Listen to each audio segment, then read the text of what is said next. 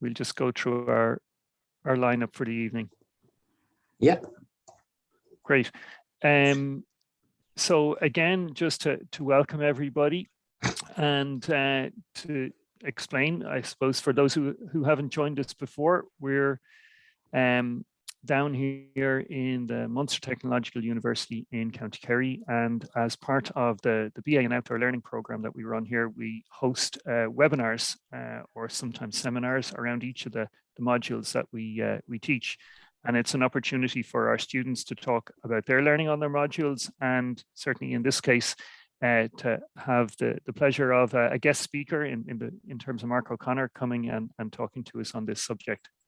So just to give you a rundown of our timing this evening. So we're going to start now in a moment with Mark, and Mark's going to present about his work in Field Studies Ireland and his approach. And then what we're going to do after that is we're going to follow up with some students' questions from the BA in Outdoor Learning. And then we are going to open the floor to the audience to ask any other questions they wish. And we should be done and dusted for 6 o'clock, all in time for the Angelus, as you. Okay, so if we just go on one slide, Mark, just for those of you who, I'm sure you've all spent lots of time on Zoom in the last 24 months, but just to remind you, if you didn't already know, that muting your mic and video would be kind of important, and that if you want to kind of optimize your view, that if you choose the icon that's indicated on the right there, it's usually the second little one, and it'll follow the speaker, which makes for a more enjoyable presentation. So there you go. Well, without further ado, I'll hand over to Mark. Okay. Do you hear me, Thomas? Yes. All good. Okay.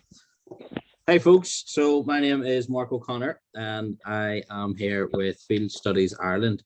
So I've been working outside for around sort of 15 plus years, mixture between the early years, kind of secondary, a lot of primary, teacher training, but I did a big stint in kind of the adventure education, adventure center scene as well.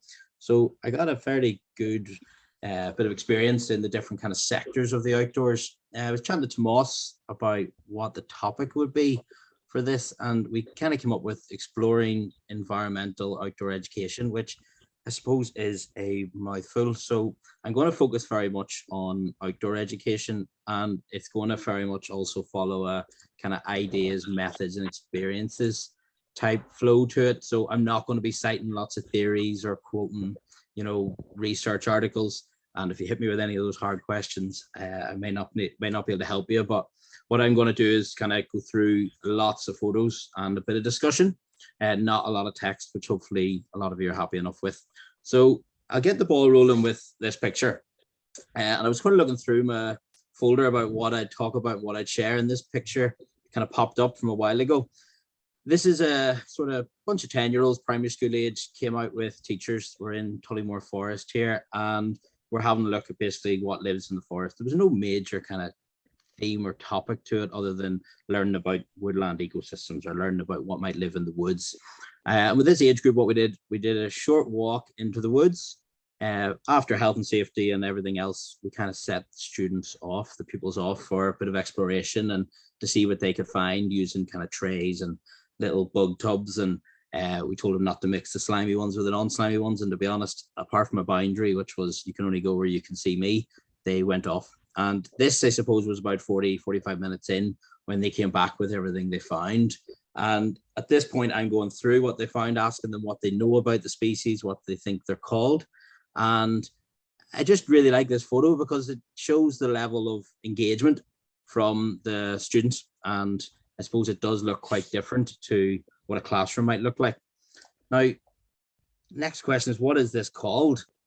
You could probably, if we all put our heads together, come up with 100 names for this. Outdoor education being the one that springs to mind for me, but there's a lot of names on what we call this type of engagement with young people or this setting in which we educate in. And there's a real fascination at the moment, I suppose only in the last few years, where it's really come to light in media or social media or kind of terminology, where we're talking a lot about nature play and outdoor play, as well as forest schools and forest bathing. But really, is it not just all education? I suppose I studied outdoor education, so outdoor education comes to mind for me. I'm sure someone here could be a nature therapist and they think this is therapeutic nature or therapeutic education. Absolutely, I wouldn't argue with that. But we could dwell on the past and say maybe once upon a time this is just what education looked like, and a lot of people were outside more so than they are today. But even if we do need to put a title on this, it's great that it's happening at all, and outdoor education is happening all over Ireland, whether you call it education or outdoor education. But I suppose maybe the next step is not to say it's just called education, it's to think how can we include this more so on a larger scale or a more common scale, and that it's appreciated that this is a really positive form of education. No doubt that people here agree with me. I'm preaching to the converted. So whatever we call it, it looks a lot different to a standard classroom environment. And I suppose there's a few reasons why that is. First of all, it's the location. So nature is a stimulating environment, and the children, like they were, let run about and go a bit wild and follow their own interest for half an hour, 40 minutes before I ask them to come back in. You also notice I'm down at their level, and like you can probably see by spotting almost every one of them, excuse me, they are engaged, they are interested. I'm holding a slug, by the way, so you can see the girl in the pink isn't so sure how close she wants to get to that thing. But it is an interesting topic, and it's interesting because they were introduced to it in a sort of stimulating way and asked to go and explore and find out what they could for themselves. So the thing I'm holding is something that they found. It's not just me going, welcome to the woods, this is a slug. But are they all engaged? There's a girl there in a white cap on the right, and she seems a wee bit off to herself, but she's probably still listening and doing her thing. But on the other side of that tree, there's an object. And if I spin to another photo, there's a child there who is just reading an ID guide and is not as, I suppose, typically engaged as the rest of the students.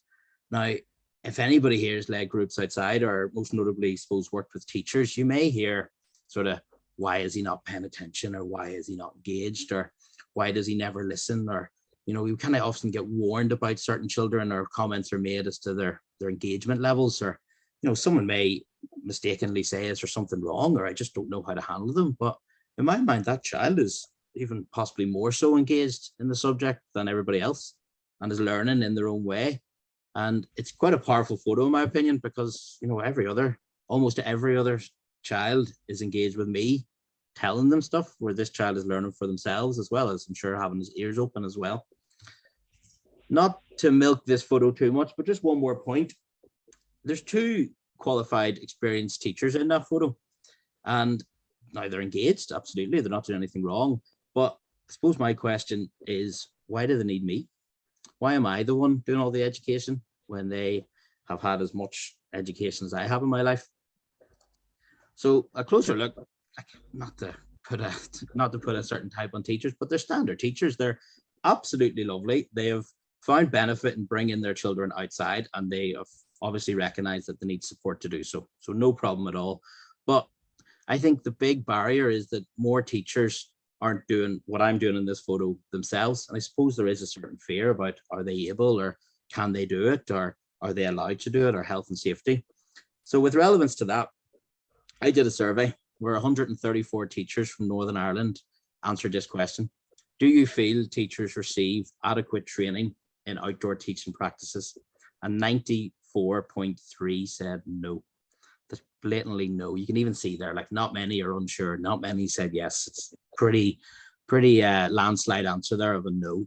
I asked the same question just out of interest to us, to youth workers and volunteers, and around 92% said no as well. So there is a trend there that not just in mainstream education, but I suppose in youth organizations, there is kind of there's a lack of training in outdoor teaching practices. And I'm quite sympathetic towards teachers, to be honest, that a lot of schools don't have resources for teachers to venture outside, and they don't support the teachers professionally in CPD or other training or skills to actually bring groups outside. So moving on, there's kind of not necessarily a theory, but an approach that I like to think about when I'm trying to understand education, or thinking about how I might approach a session. It's natural to me now, I suppose, to kind of include these things in, but I do think about it in depth sometimes. Sometimes over a pint of Guinness or a drive in the car when we're bored. But does this happen in schools? Is there curiosity, exploration, and discovery? I'm certainly not suggesting that this is the answer to outdoor education or the theory behind why education or outdoor education works. But like I said, it's the way I like to think about it. So if I was to break them down, by the way, these words are not in order. Curiosity comes first, and I think that's the first and foremost to engaging with learners. And I think about this a lot when planning. I've been lucky enough to work with really young children, so kind of 3, 4, 5-year-olds in the woods. So I managed a outdoor preschool, nature kindergarten for a couple of years. And if it wasn't interesting and they weren't curious, they just weren't interested. So I really saw the benefit and the power behind curiosity. And I felt it really taught me about the importance of it. I think it's much about allowing learners the freedom to follow their own interest and start the learning journey themselves, obviously with input from the educator. So if the educator can start that journey by encouraging curiosity, a sense of interest or wonder, it can help learners engage with the environment that they're in, and almost like tell them it's okay to engage in that environment in kind of a free type way. I don't think we need to overthink it, to be honest. Curiosity, generally, the outdoors does it for us in a lot of ways, but sometimes it's nice to kind of almost direct the way of thinking, or to maybe increase their way of thinking, and to not just what's in front of them, but what they can smell or what they can touch. So even questions such as, what do you think lives here when you're in a certain environment, or can you smell anything? A lot of people don't think to smell straight away. Is anyone standing and anything living? Perhaps that could follow on with how you maybe think they should wander through that type of environment in a fragile way. Did anyone hear the buzzard calling on the way here? That's a question. Chances are a lot of people maybe didn't, or maybe they did and didn't know what it was. Or even, did you know there's an animal here that eats its poo twice? Your primary school kids, that'll perk them up and they'll want to know. So in my opinion, the curiosity element is all about sparking an interest, giving them a want to actually engage with the topic, or engage with an environment. Then next up is letting them explore. And I suppose a lot of you might have heard of the whole sense of place thing. And a lot of times when groups go outside, I think the sense of place is sometimes lost because the boundaries are so small, or the content is so educator heavy, that there's always a loud voice going on. And going back to the picture I showed at the start with all the children around me, they were really close and around me because I was whispering. I wasn't shouting. I wasn't being the authoritative figure.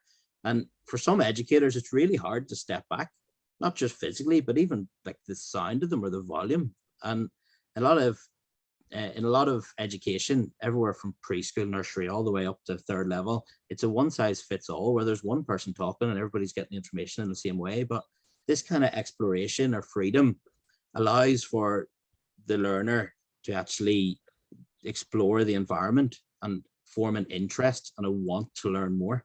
And I think it should probably be learner focused. I'm not saying some children or some learners don't need you to hold their hand physically or metaphorically, but to set achievable tasks, such as bring back 6 leaves, instead of maybe bring back 6 different types of leaves from 6 different types of trees, just bring back 6 different leaves. And if you're with a large group, that makes it obtainable and achievable to everybody. And it doesn't put much stress on them. And even if they don't bring back 6 leaves, who cares? They've all engaged with an environment. They may have found one that they really enjoyed, while also finding the woodlice and spent 10 minutes making friends with the woodlice. There's a lot of benefits in that as well. So with curiosity and sort of the freedom for exploration, probably next up, whether it's in order or not, comes with some form of discovery. And it's not always facilitator led. Again, it can be hard to step back, but by providing the resources such as identification guides or certain questioning, even for inquiry-based learning, the learners can come up with conclusions and discover information and learnings for themselves. And quite often it's internal and it's not vocal, it's not verbal. You know, no one's saying this is a woodlice, but a real skill of an educator, especially, I suppose, in early years when there is and primary, where there is the room for exploration and discovery, is being able to watch the young people learn for themselves, you know, create things and make things and ask certain questions that meet their developmental or their milestones that you don't really get at secondary level. And it's nice that you can fit that into the curriculum at early years level without having tests, without everybody having to come up with the same answer. or perform the same task in the same way. So the discovery, it's not the end. I very much think that the curiosity and the freedom, or the exploration and the discovery, they just keep going round in every single order, and through discovering more, hopefully that increases their curiosity to want to explore more. So that's my way of thinking. It's certainly not a theory. It's just a way in which my brain kind of can understand how people might learn outside and of course inside. But the main thing is, I think the hardest thing for educators is to step back and just let children, let adults learn for themselves without always having to be that authoritative figure or knowing the name of everything there. The natural resource is something I was chatting to Tomas about, which I thought I'd add in. And a resource can be defined as an asset that can be drawn on by a person or organization in order to function effectively. So something that helps us function effectively, or an asset, I suppose that is nature. And a lot of people on this talk, I assume, have some connection to nature beyond just a walk in the woods or the well-being. We also need to think about the educational value and how we can use it to connect with people. So I wanted to share my experiences of how Field Studies Ireland, which is the organization I work with, how we use nature as, I suppose, a stimulating resource or a natural resource. And it just might give you an idea to see, as an organization, what we cover. And it's certainly not adventure. I suppose it's more so education with a little bit of recreation and well-being in there, but we're mainly outdoor education. I very much like the approach of less is more. I certainly use equipment, but it's not all about equipment. It's not about mad skills, and it's not about knowing the name of every species. I certainly don't. But I'm going to show a selection of photos that kind of highlights what we get up to and how we use nature as a resource. So we connect people through outdoor places and spaces through outdoor education. I could probably count on maybe one hand the amount of courses I've ran inside from the start of this year. Now, that's not me saying I am the ultimate outdoor educator. That's me saying that there's been certain circumstances this year that have forced a lot of us to rethink how we deliver. And for me, it's very much about how I can use the outside as much as I can. And it worked, to be honest. So his example, we bring school children outside on kind of a journey approach to learning. And this is about woodland exploration and ecosystems. So some teachers say they just want the kids to get outside, which is great. But I'll always say, no, let's have some sort of content in there. Let's have a program. Let's have some objectives. We don't need to tell the children those objectives. You notice they're all holding maps. On the journey approach to learning, I would typically lead from the front. I would always try and give them some skills so they can explore themselves and learn navigation and feel like they're on their own journey. In my mind, it just works much better. This is one of my favorite photos, which is actually from a previous job a couple of years ago, but I would do a good bit of work with primary schools. And this is one where I just said, go find a shell. Don't go where your feet get wet. And there was a teacher way over left and a teacher way over right. And I was making my way down behind them, but absolute freedom to just go find a shell. The most achievable task they could do. And you can imagine they came back with their hands full with more than one shell. No doubt a lot of you recognize this photo, Leave No Trace. Kind of all over Ireland, we do a lot of Leave No Trace, and I would run a lot of Leave No Trace training. Just follow it on the kind of exploration and discovery element of learning. This is a mound fire, which is your typical Leave No Trace fire, but we run a lot of Leave No Trace training, especially for trainers, so train the trainers type thing. And we do encourage them to find ways, alternative ways to light fires with minimal equipment. So this group were given no equipment to light a fire and asking them to make as little impact as possible, or ultimately to leave no trace. So they lit it on a rock, a very, very small fire, and were able to evidently see the impact. This group were given the same task, but given an oven tray. Now, most groups put the oven tray on a bloody rock. These guys decided they'd create stilts for the tray to give me a heart attack. But they gave it a go. And in fairness, the only impact that was left behind was a few burnt tips on the sticks. So we would run a lot of leave no trace training and encourage participants to come up with their own ways to leave minimal impact. So it's not just the curiosities and explorations and freedom and discovery with children. We do it a lot on our adult courses as well, which is actually just a really nice way to teach. I run a lot of professional training, I call it, and it's for, we do CPD courses for the Northern Ireland Forest School Association, a lot of teachers, and we run courses in anything really they want, but the most common ones I'll go through now. So this is campfire cooking. And on our campfire cooking, we're not about s'mores, this is soda bread on the left And on the right, this girl is holding a full side of salmon, bigger than my head, which she was cooking over a fire. So that was good fun. This is a group of teachers from Belfast who we ran a Playscapes course for. And this is where we encouraged them to maybe create stimulating areas within the school grounds for education or developmental benefits, but that could be changed regularly. So we just taught them a few knots, the basics behind health and safety, obviously around building playscapes, but in the same school, they had spent 42,000 quid on a playground. And anytime they bring out the ropes to create playscapes for children, they have no interest in the playground because the playscapes can be changed regularly to create a stimulating environment. We also do using cutting tools with children training. So these are student teachers, or no, sorry, these are teachers and outdoor educators from the Belfast area as well. And we're teaching them how to use tools with children. Obviously, it doesn't work with every school if they don't have the capacity or the interest in it, but these guys did. We do a lot of nature art, especially with primary. And on the right there, you see some charred bits of wood. That is sycamore and birch. And what we did is we charred it in a tin over the fire. And you can see from the lovely piece of art on the left, one of the teachers drew that. So we do that with children, but also with teacher training programs. A bit of mud art, almost the bare basics. You need nothing. You probably don't even need a bucket. And you create some mud and you create some art around that. So that's a good nature art activity that requires no equipment. I know there's a spade and a bucket there, but you can probably do it with nothing. More nature art again. We have some leaf printing. So it's just basically bed sheets. You can get them in big rolls, same sort of material, and you can use a hammer or you can use a rock or you can use a bit of wood and you basically batter it and it imprints through. Nice way to learn about native species instead of just in textbooks or PowerPoints. We run sort of developmental style expeditions with sort of nature skills being the theme.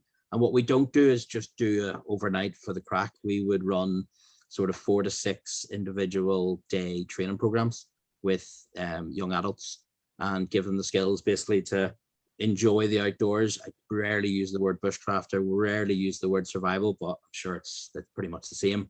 But we give them kind of backwoods skills and nature skills to be able to fend for themselves. And then we go on an expedition where basically I just follow them around the woods and they feed me. So dream job. And obviously I'm there if anything was to go wrong, but after 4 to 6 training sessions, they're pretty self-sufficient. And I love this picture. This is a man called William Donegal. And on almost all of my outdoor education type training, like whether it's Leave No Trace trainer or early years training programs, I get the facilitators, sort of the trainees or the participants to teach 5 minutes of anything. And I find it's probably one of the most beneficial things I can do on any course because people get nervous trying to cover content they haven't done before or maybe overwhelmed with new things. But if you get them to teach something they're comfortable with, you get a face like that and a man rubbing his back on a tree like a gorilla. So he's doing some sort of Tai Chi, Gong Chi, animal yoga. I'm not sure what it is, but I thought I'd add it in because 5 minutes of anything is usually a nice way to highlight people's strengths in teaching outdoors. So back to kind of place-based learning and the curriculum. I suppose place-based learning is perceived as important by, I assume, everybody on this call. And I suppose to a large amount, it is missing off the curriculum. And we're going to have a wee look at just what place-based learning looks like at the different ages. Now, we could go into this in depth, but with the curriculum specifically, I find primary curriculum, both sides of the border, lends itself fairly well for outdoor learning. It's generally down to the facilitator or the educator to understand the educational benefits of outdoor learning or outdoor education. But I suppose there's a lot of schools in the country that use the outdoors a lot, but are they using it for outdoor learning or is it outdoor play? Is it a break? Is it a reward? Is it just 20 minutes outside and they're constantly just lifting leaves to come inside and do some leaf printing, which is fine. But if you were to ask like 1,000 children in Ireland of primary age, if they could name some wild animals, do you think they'd come up with red squirrels, buzzards and otters? Or would it be lions, tigers, bears, giraffes, snakes, wolverines, all the things they might see on TV as opposed to what they might learn in class? Similar with the native trees as well. You know, can you name any native trees? Like, by all means, I'm sure a lot of them can, but you might hear beanstalks or palm trees more so than oak trees or rowans or even mythology or folklore, or, you know, any benefits that we get from trees. Like, you know, they're pretty important to us. They give us oxygen. Staying on the place-based curriculum theme, at secondary level, both sides of the border, it's mandatory for geography students to carry out fieldwork, and fieldwork is field studies, and I suppose field studies is a fancy word for outdoor education, or a specific type of outdoor education. The school can choose from a number of investigations, again, both sides of the border, usually around fluvial, which is what you see there, rivers, or else coastal, glacial, or urban. You can be guaranteed that the students have absolutely, on 99% of cases, no say in what topic they pursue for a field study, because it's the whole class having to go together, and it kind of goes back to the one size fits all approach to education. But looking at the benefits of it, like, it does get multiple classes outside every year. It does engage people with the natural environment, and it certainly makes up the most of the learner numbers that I connect with through Field Studies Ireland. Which I've no doubt is because it's mandatory. They have to go outside. They have to do a field study on a river or whatever else, coastal, whatever suits them. Although it's great to have so many schools visiting, it's a very prescribed topic. I can tell you from firsthand experience, years of firsthand experience, that these students do not engage with the surrounding environment apart from the river that they visit. Now, they can ask you questions if they want, of course you'll answer it, but the teachers are always on a strict time frame. They always need to cover what is required by the curriculum or the syllabus, and it always has an exam focus. It's, in my opinion, this is the saddest picture I've showed you today, because it is prescribed. This is the reason why so many students go outside, because they have to. They do not have time to sit and eat their lunch and have a lovely long picnic and then go for a walk through the woods while learning about everything else in an outdoor environment. It is a prescribed topic, and I teach it day in and day out, and it is honestly not the best picture I've shown you today. Although they have a great time, the social environment is so powerful. They do not get the most from the natural environment, and it is like a splash and dash approach to outdoor learning. Similar to geography, we have biology. While learning about ecosystems and ecology might form a field trip or outdoor learning, just like in geography, it can actually be substituted for a lab-based practical, so they don't actually have to go outside for biology. They can dissect a rat or do something in the lab instead. So unfortunately, a lot of times outdoor learning doesn't actually happen in sciences at all, especially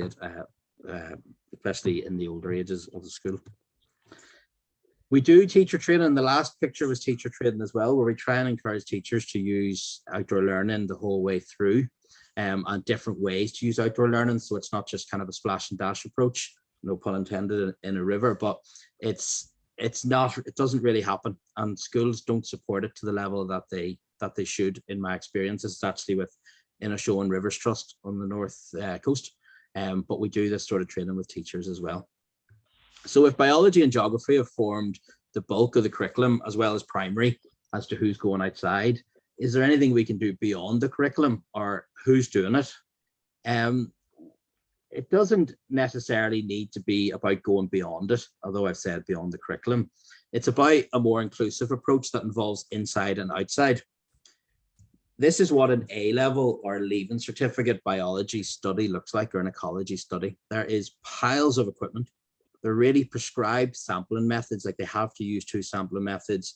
It's in a specific time of the school year or the syllabus, and it's often used in investigation or inquiry skills that they've never used before. So these are student teachers, but you can imagine it with actual students in a school. They've never used these inquiry skills before. They've never really learned much about fieldwork, inquiry skills, or this equipment. And it's almost like a shock to the system that it's very difficult from an educator's point of view to connect them with the wider space when the teacher is being bound by the curriculum, and they need to cover some things like systematic sampling and random sampling. But it's just really interesting to me that this is all left until the examinations towards the end of the school year. They do talk about ecosystems, absolutely, before that, but they don't tend to have a lot of fieldwork skills, if any, by the time they go outside. And in this picture, you can see a hygrometer, a thermometer, an anemometer, a measuring tape, a meter stick, quadrats. You know, there's a lot of equipment there that they've probably never ever seen before.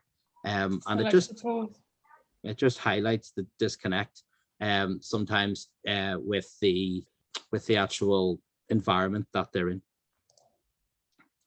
So there is alternatives, and I really, really love running the course for the people you see in this picture. So these are biology student teachers, and we bring them outside, and actually some of these are chemistry teachers and physics teachers as well.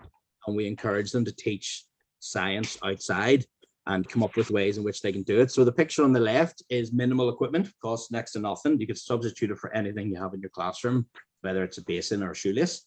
And we encourage them to, well, if they were school children, but we encourage them to come up with student-led investigations with minimal equipment. So come up with a hypothesis, something that you plan to test, such as more species grow under deciduous trees than coniferous trees, something really simple. And with minimal equipment, they come up with a method and results and a conclusion, all student-led. And obviously you're giving them equipment and you're helping them where they need it, but it's just fun. And like when I run that session with them, you can see the smiles on their faces. I know they're posing, but it's much more inclusive and interesting than when they're asked to come up with a way to use an anemometer or a hygrometer. So while the anemometer and hygrometer are really, really important parts of the curriculum to measure wind speed and light and stuff like that, it needs to start, I think, at a lower level or a more inclusive level for learning that connects people with that outdoor environment. So beyond the curriculum, again, surely we can think of benefits of teaching cooking or home economics outside. I'm not saying it's better than they're going to get loads, they're going to become better at cooking outside, but there's definitely benefits of doing so in a more inclusive and sociable environment with the social and natural benefits. Surely it fits in with the curriculum the same as it would inside. Similar enough, why are we not learning more about foraging in schools? Why do we need to go to forest schools, and why do we need to go to scouts and to learn about this so-called alternative education? And by the way, this is wild garlic pesto with wood sorrel, mixed nuts on crackers. So they have happy heads on them because it was very nice. Something a little bit different. So why not talk about physics? So there's no outdoor learning in the physics syllabus, but why not test Newton's law of gravity? So of course this can be covered inside, but it's not about what's better. It's about showing that the outdoor environment is inclusive. So the conker won the race. So that's second from the left, shortly followed by the saturated fungus that was kind of dying. It was down at ground level. And then the ash stick, the leaf with the largest surface area, came last. So, you know, asking students to come up with kind of a conclusion or a summary or an evaluation after practical, actually doing it outside or maybe similarly inside, there's just piles of learning in that.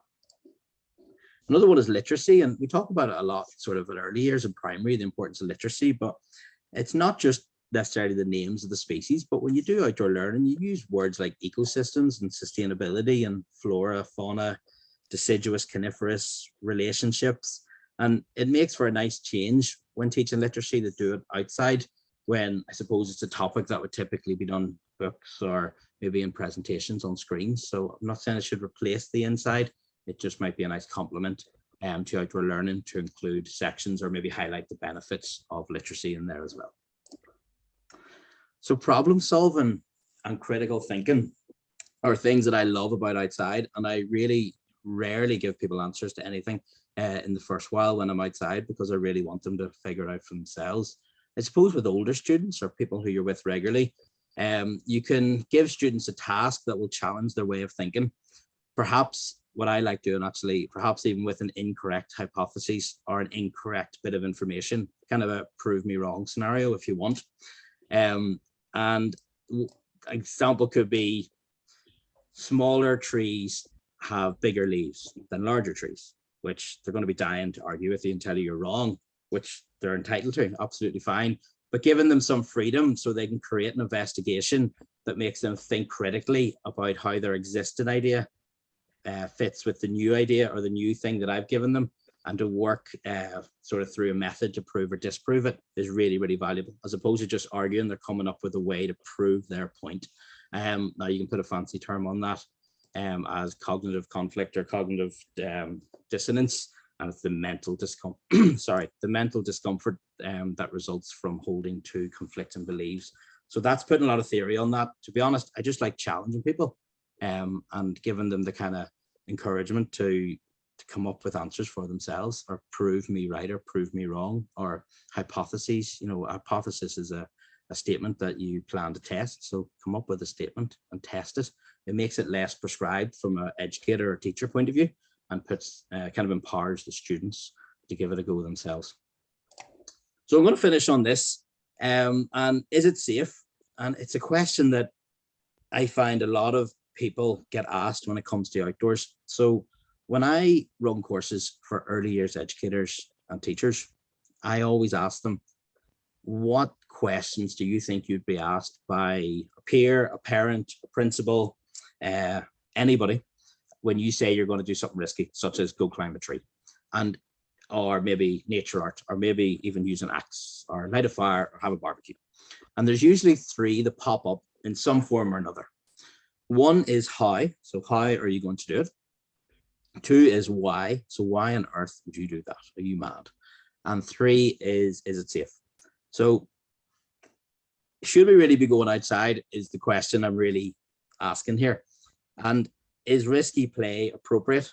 Is outdoor learning appropriate? And if we're looking at statistics from the questionnaire I said earlier, where 90% of teachers said they haven't received training in outdoor teaching practices, then I'd really highlight that question. Should they really be going outside? I'm certainly not saying no, but to what scale should they be going outside? And if you maybe do a comparison with forest schools or perhaps outdoor adventure, those are people who have received specific training, especially in outdoor adventure, when you're bringing people on the water or maybe on the end of a rope where they've the potential to be harmed or cause harm to a participant. Like, there's a lot of training there, and asking someone to do an activity like that without training would be seen as negligent, I suppose.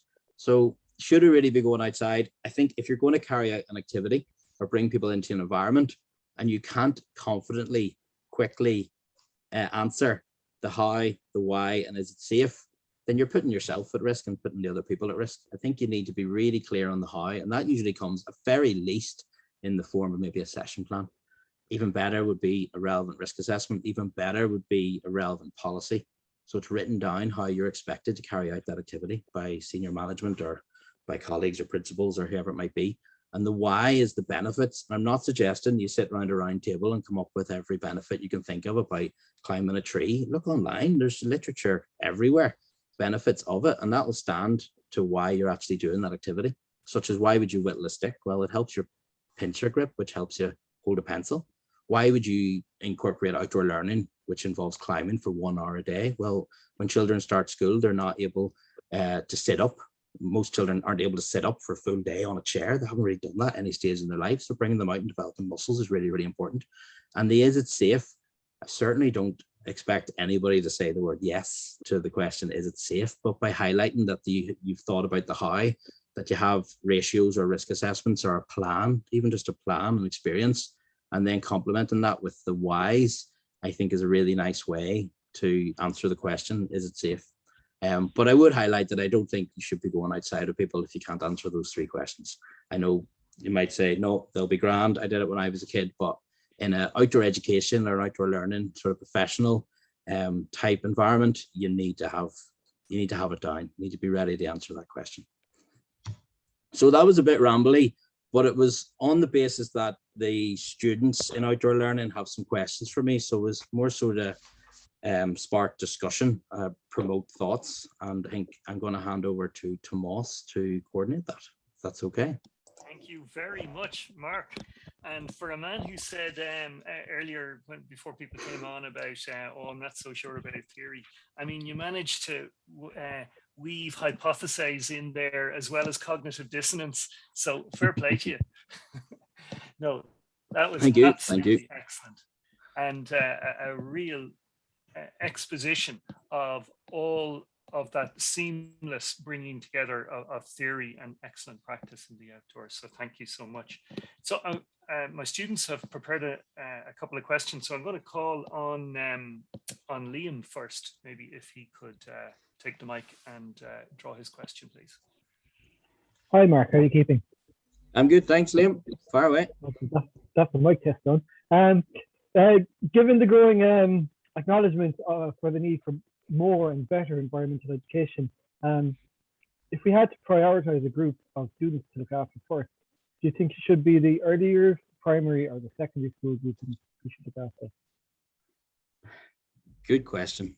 I suppose I challenge that question a little bit with, it's not so much about targeting the students. I'd probably target the educators within that student's age group or stage. So I think early years in primary would be a really nice place to put in more outdoor learning and more importance over it. I think I get a lot of inquiries about teachers asking me to come in and work with their students, whether it's primary or secondary. But I'm very much of the opinion that that's kind of like a very short-term solution just for that one group. So I hope this stays on the theme of your question, but I'd be focusing more so on teacher training within that age group of probably primary, I'd say.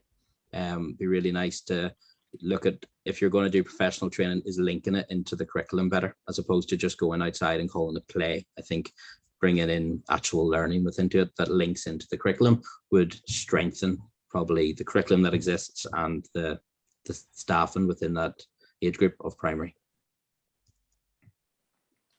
More of a long-term solution then. Thank you, Mark. Yeah. Thanks very much. Can I go to Caroline and ask her for her question, please? Hi, Mark. Hey. So I wanted to ask if, in your experience of working closely with teachers, have you come across or maybe been informed of sort of attitudinal barriers that might hinder that sort of meaningful experience of environmental education in schools? Yeah, I have, but again, I'm really sympathetic with teachers, and I think if you kind of use risk as an example, there's perceived risk and real risk, and I think when it comes to outdoor learning, there's really what it's like, and there's the perceived of what it's like.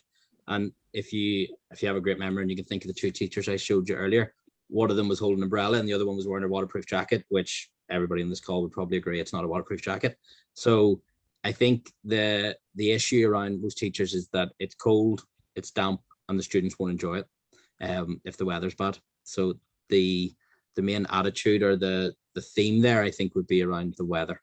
But just to add that, if you don't mind, the sympathy sort of lies with teachers, not just in teacher training, but it's the resources available to them. So you wouldn't imagine an outdoor instructor or a mountain guide would go out with an umbrella or a waterproof jacket that wasn't waterproof. So I think in my experience, it's not that difficult to change the perceived kind of thoughts around outdoor learning with teachers once they see there is a way to do it and there's certain support that will help them do it. Hope that answers your question. Yeah, and that's very fair too. Thank you. Thanks very much. And we'll go to Cork then to Jammer. Hi, Mark. How are you? Good, thanks. A quick question there for you. Do you think the benefits of outdoor education is catching on with individuals working within with teachers? Do you think they're seeing the benefits of participating in an outdoor education program? Do I see the benefits in them including outdoor education in their own programs? Yes, yeah. Do you think they see the benefits of using a outdoor ed program? Do you think? Yeah, I start to see the benefits. Yeah, absolutely. I think probably more so this year. I've managed to go the whole presentation without saying the word COVID, but with COVID, I think people are seeing the benefits of going outside for their own well-being or safety, I suppose, and then hopefully there's other benefits that flow with that. The only barrier to answering that question accurately, I think, is that there's different people perceive outdoor education as different things, and all too often I see schools that go out for one afternoon a week and do the exact same thing, call that outdoor learning or call that forest school, whatever it might be, that they don't really recognize that there's more to do or even recognize the value in what they're doing. So it's not what they're doing is bad, it's just maybe they're not recognizing the educational benefit of it. But yes, I think overall, yes. Cool, excellent. Thank you very much. Cheers. Thanks very much. And our last question goes to Carl. Good evening, Mark. Thanks for a very informative presentation there. Cheers, Carl. No bother. When there seems to be a vast disconnect between humans and nature, how do we broach that with our young people about kind of stewardship and responsibility for the environment going forward? Yeah, that's it. Curiosity. I think you have to give them a want to learn. Like if you bring children outside, not just kids, like I do this with adults, and say, bring me back 10 different types of leaves. And I'm not saying 10 trees, just 10 different types. And then asking them to pick one and describe it to me. And then they describe it as it's pointy or serrated, or it's, it's got lines going through it, or it's longer than fatter, or it's thinner than whatever. Whatever they want to come up with is right. It's just right. And then you tell them what sort of leaf it is. Then they have already established a connection to what you're going to tell them. Whereas if you're just going out and going, this is a, and going over there, they're going, this is a, and I'm going to show you this is a, then I think it kind of loses it. Another example, like if you can give them a bit of backstory to it, or kind of they have to be interested in it, so it comes from curiosity. Whereas I like to, when I talk about oak trees, explain that that's where Derry comes from. I won't even try the Gaelic for that. And every time they see a place name that has Derry, it's connected to oak, which suggests that oak trees were really connected in Irish heritage. And that's a nice opening then to talk about Irish heritage.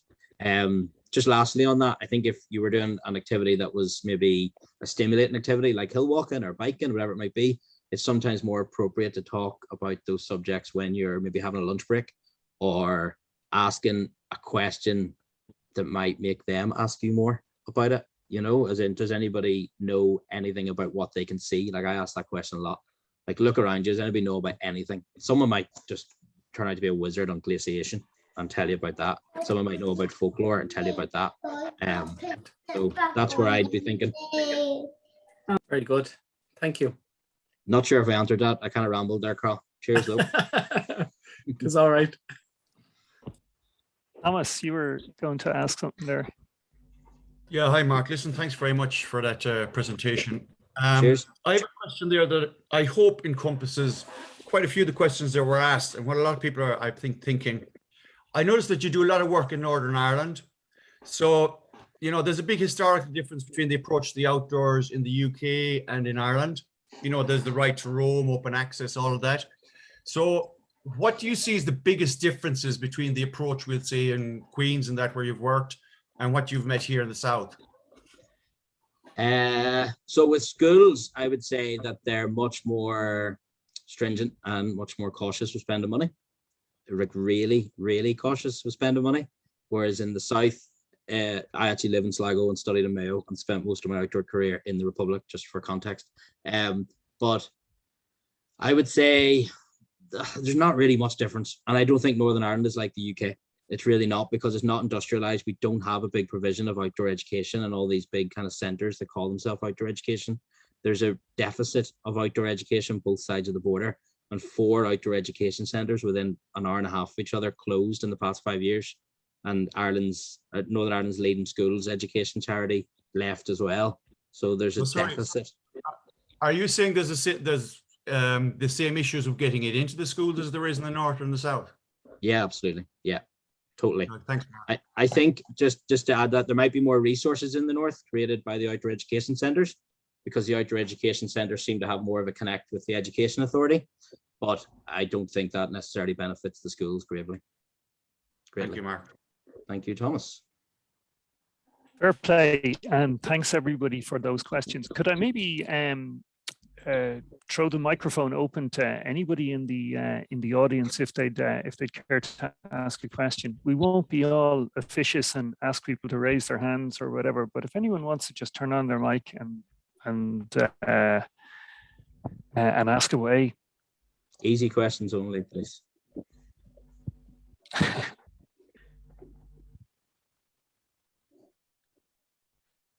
I suppose one question I was thinking about, Mark, I remember many years ago when it was the education and library boards in Northern Ireland, they had what they termed peripatetic instructors who would work with groups from youth groups their area. Is the education doing anything like that nowadays in terms of provision, either in terms of environmental education or outdoor adventure? So one outdoor education kind of library board centre in Northern Ireland is a field centre, and that's called McGilligan Field Study Centre. Who are excellent, and they are right up on the tip of the north coast, up in McGilligan. sort of beside the border of Donegal.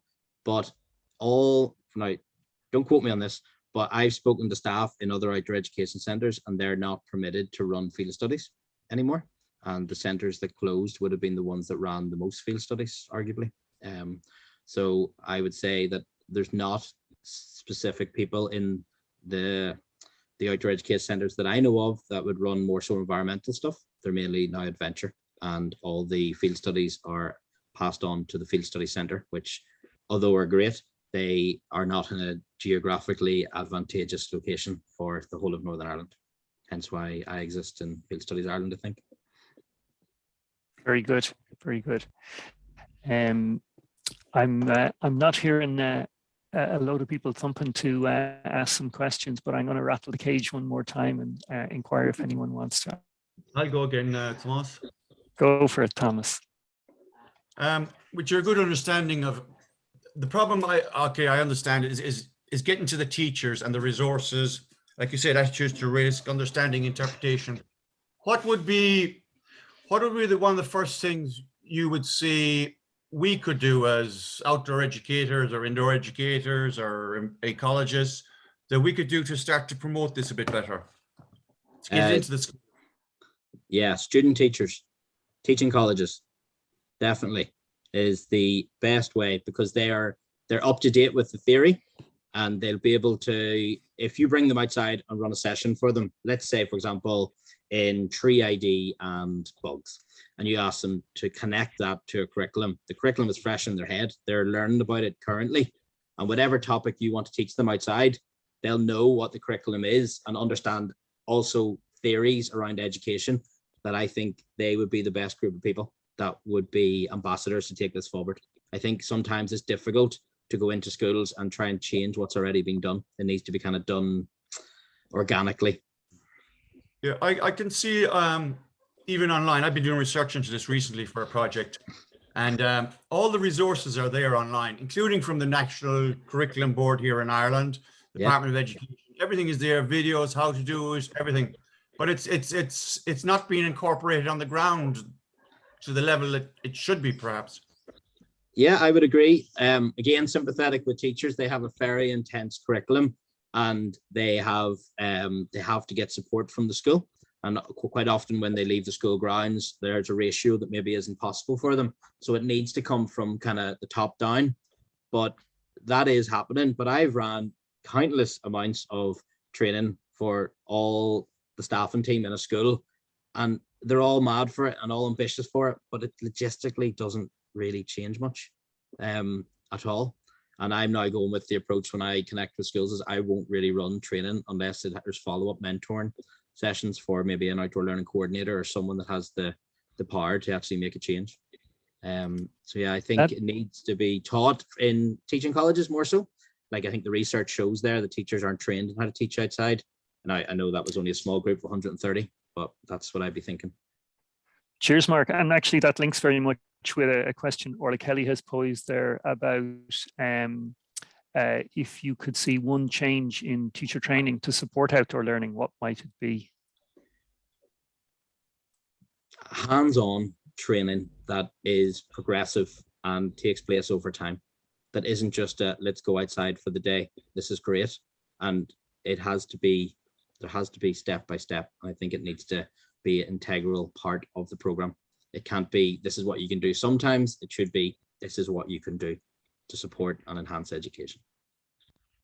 Very good, very good. I know a frequent visitor to Ireland, actually, when we don't have COVID, from Sweden, was talking about the idea of, a 5-credit module on outdoor pedagogy being embedded in teacher training. Not that it's specifically linked to one curriculum, but that it's just seen as good teaching all the time. And it should be right up there with fundamentals of teaching, so that people get fundamentals of teaching indoors and outdoors. Yeah, and there's also, it's not just the educational benefits. Mark, thank you so much. Yes. No bother.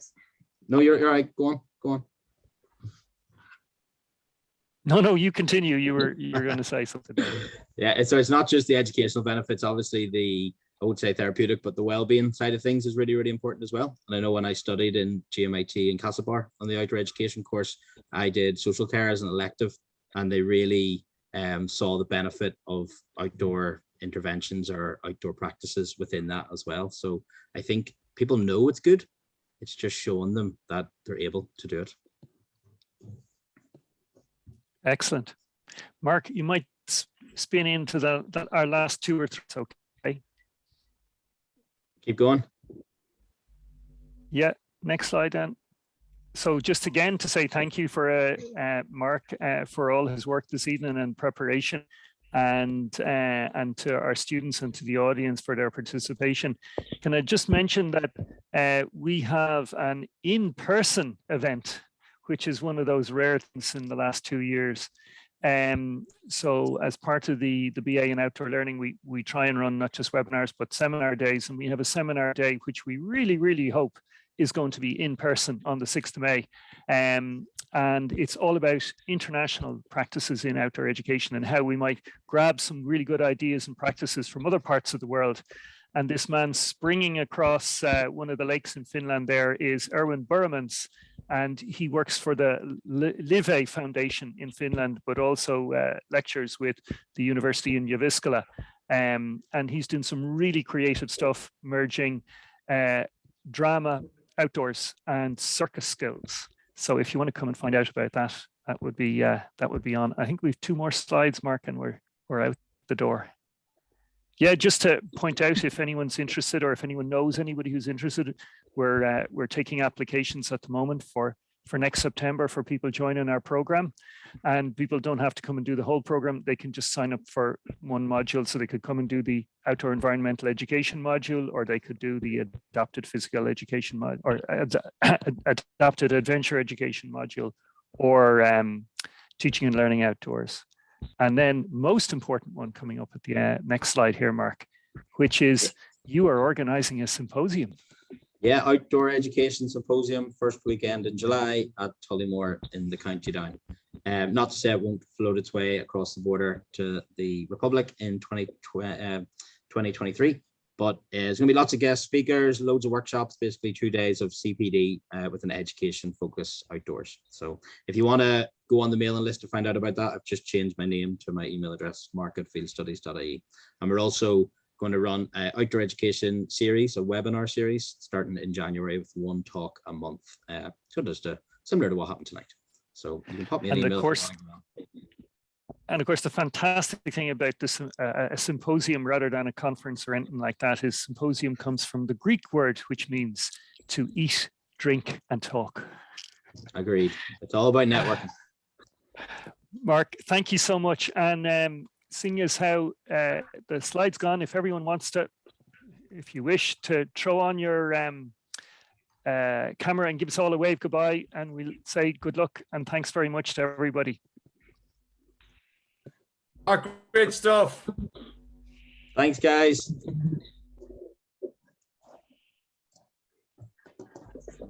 Cheers, folks. Take care. Cheers, guys. Bye-bye.